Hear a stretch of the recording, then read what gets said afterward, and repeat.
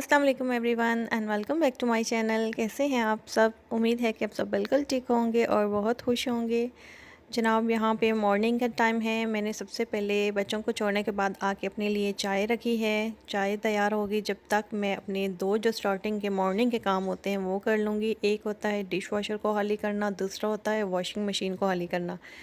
बिलफ़र्ज़ अगर आपने load washing machine का लगाया हुआ है तो वॉशिंग मशीन का लोड जो है मैं 3 लगाती हूँ वीक में। इससे ज़्यादा हो सकते हैं, कम नहीं हो सकते, क्योंकि मेरा माशाल्लाह बच्चे छोटे-छोटे हैं और बच्चों वाला घर है, तो इसलिए ज़ाहिर-सी बात है आपको कपड़ों की ज़रूरत पड़ती रहती है और स्पेशली विंटर्स में।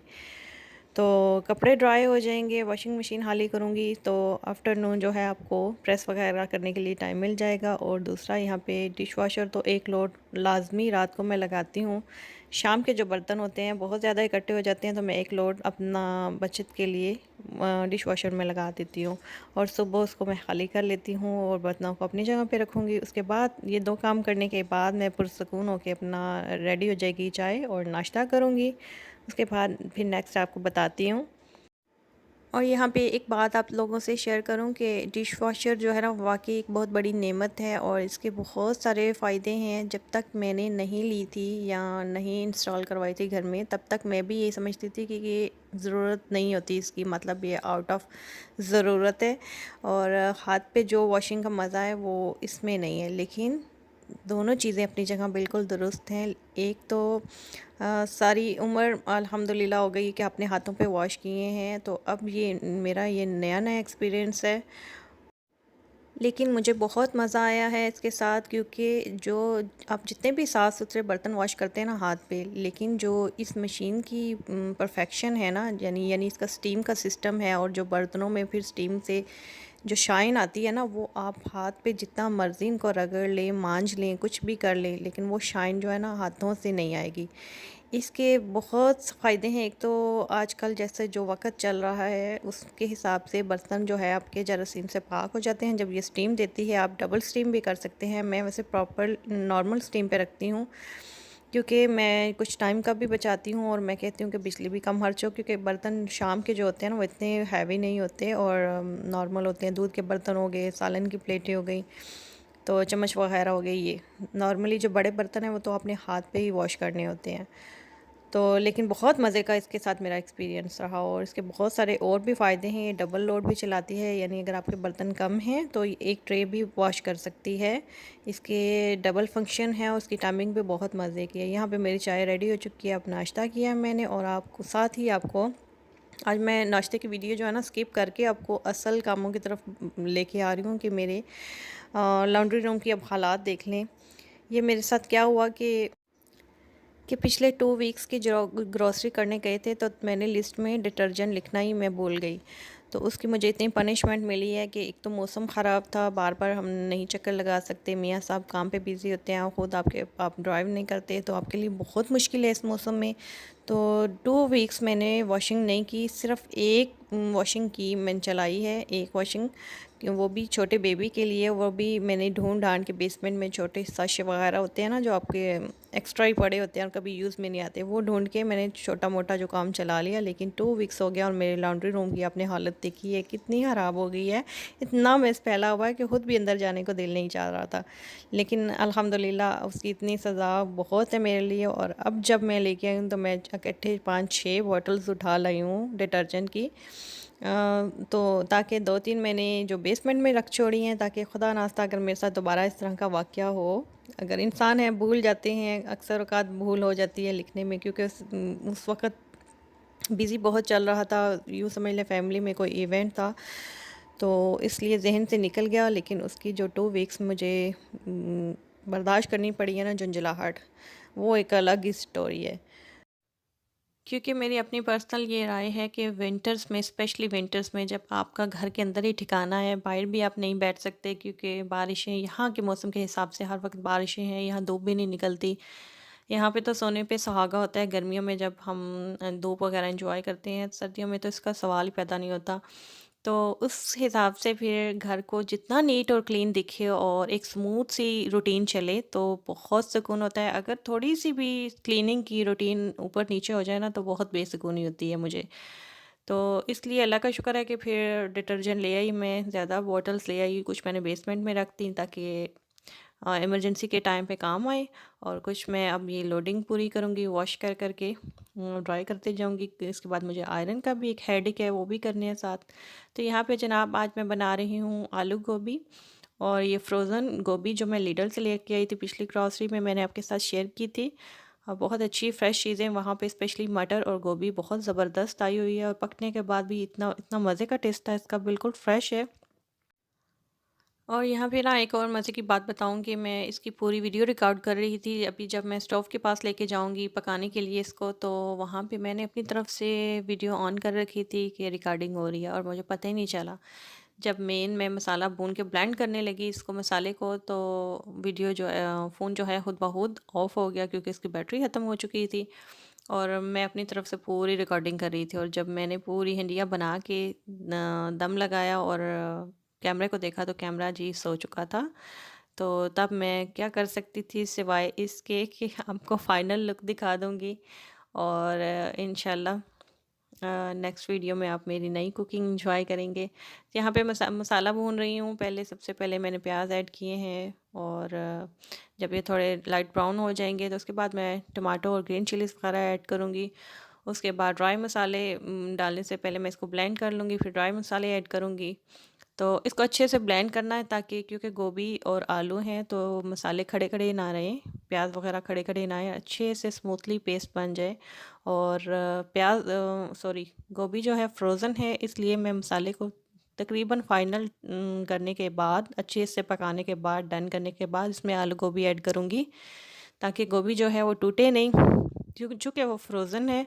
तो इसलिए फ्रोज़न चीज़ों में पानी की जो मॉइस्चराइजिंग उसका लेवल होता है ना, वो तो ज़्यादा होता है, तो इसलिए पानी ज़्यादा ऐड करने की ज़रूरत नहीं है, छिंटा विंटा लगाने की भी ज़रूरत नहीं है। बस उसको अच्छे से भून लेना है हमने। उसके बाद अगर आप ग्रेवी वगैरह चाहते हैं तो थोड़ा सा पानी का छिंटा दे लें, या थोड़ा सा पानी आप रख के ग्रेवी रख सकते हैं। और यहाँ पे ये कहना चाहूँगी आप लोगों से कि जो जो मुझे सुन रहा है और यहाँ तक आप वीडियो देख रहे हैं, तो इसका मतलब ये है कि आपको वीडियो अच्छी लग रही है, तो प्लीज़ लाइक क्लिक कर दीजिएगा, और अगर आप चैनल पे नए हैं तो प्लीज़ सब्सक्राइब कर लीजिएगा, ताकि आपको मज़ीद जो अपकमिंग वीडियोज़ आएंगी वो सबसे पहले उसका नोटिफिकेशन आपको मिल जाए और आप इंटरटेन हो सकें।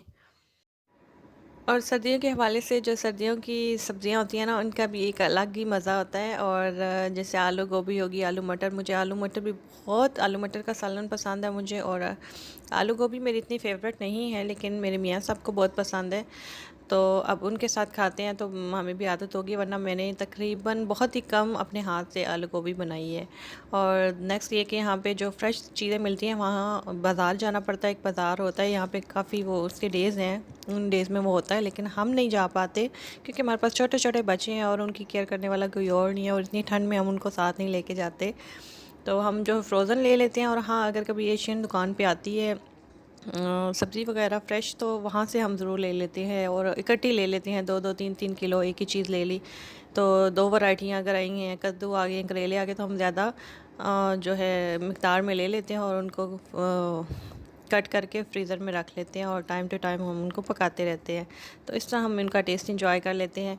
और यहाँ पे टेस्ट की बात आई है, तो यहाँ पे बता दूँ, जो भी मैं हांडी में ग्रीन चिली और टमाटोज़ ऐड किए ना, ये भी अब स्टोर्स के हैं, वरना जो समर गुजरे हैं ना, उसमें मैंने अपनी गार्डनिंग की थी, और अपने गार्डन से मैंने फ़्रेश चिलीज़ और टमाटो यूज़ किए हैं, और ट्रस्ट में उनका जायका और इनका जायका ज़मीन आसमान का फ़र्क है। ऐसे लगता था आप कोई और ही मेथड से हांडी बना रहे हैं, और उसका जो टेस्ट था ना, शायद वो बिल्कुल ऑर्गेनिक थी, और इतना उनका टेस्ट था कि आपको जायका आ जाता था, लगता था कि हाँ जी, सालन बना हुआ है, किसी का हाथ लगा हुआ है।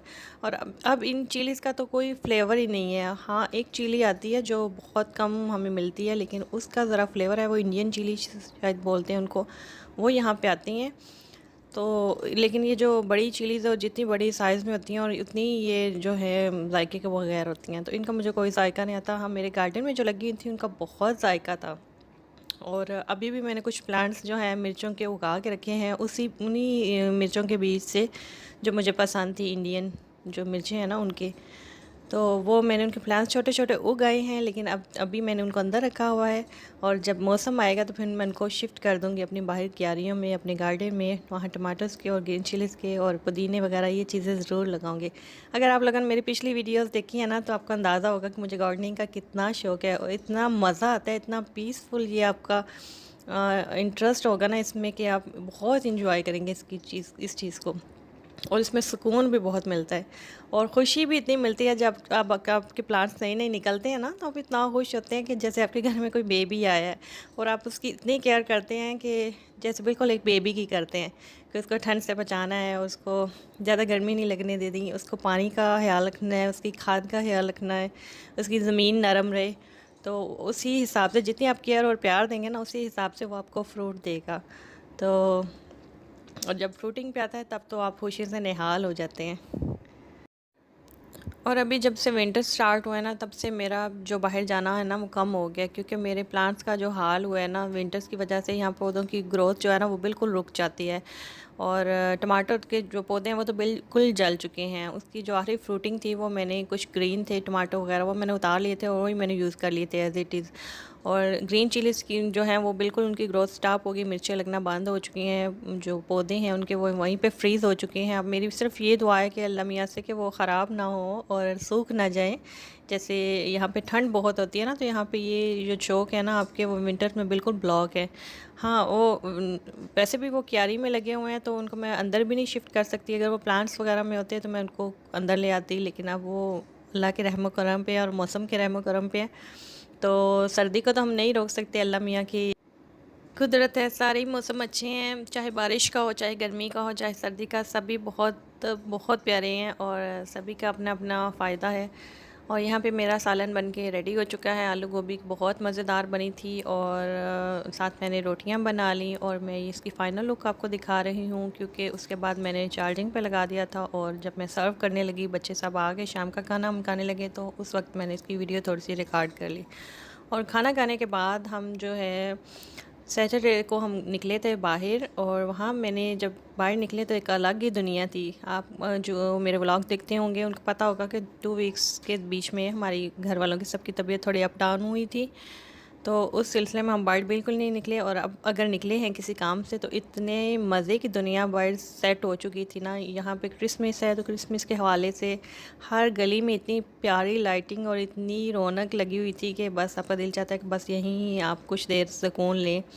और जैसे ही आपको कोई इंजॉय करने वाली चीज़ मिलती है ना, तो आप हर चीज़ से जो बैकअप आपका जो चल रहा था ना वो सब निकल जाती है, टेंशन वगैरह सब पीछे रह जाती हैं और आप उसी लम्हे को एंजॉय करते हैं। और आपका दिल चाहता है कि बस कुछ देर हम यहीं पे गुजारें। जो लोग पॉजिटिव सोचते हैं ना, तो वो हर चीज़ में अपने लिए कुछ ना कुछ ढूंढ लेते हैं, हर चीज़ में अपने लिए खुशी ढूंढते हैं। और जितना आप नेगेटिव सोचेंगे आप उतना ही पीछे नेगेटिव चीज़ों की तरफ जाएंगे, और जितना आप पॉजिटिव सोचेंगे तो आप हर चीज़ में अपने लिए पॉजिटिविटी जो है ढूंढ लेंगे। और यहाँ पे वीडियो का एंड हो रहा है, तो आप लोगों से प्लीज़ मैं रिक्वेस्ट करूँगी, बहुत सारे लोग ऐसे हैं जो वीडियोस को देखते हैं लेकिन सब्सक्राइबर नहीं है मेरे, तो प्लीज़ काइंडली सब्सक्राइब कर लीजिएगा अगर आप मेरी वीडियोस को देखते और लाइक करते हैं। और इससे मेरी हौसला अफजाई होगी और मुझे बहुत खुशी होगी। तो इंशाल्लाह लेके आऊँगी नई वीडियो आपके लिए, और तब तक अपना बहुत सारा ख्याल रखिएगा, मुझे भी दुआओं में याद रखिएगा। इंशाल्लाह मिलते हैं नेक्स्ट वीडियो में, तब तक के लिए अल्लाह हाफिज़।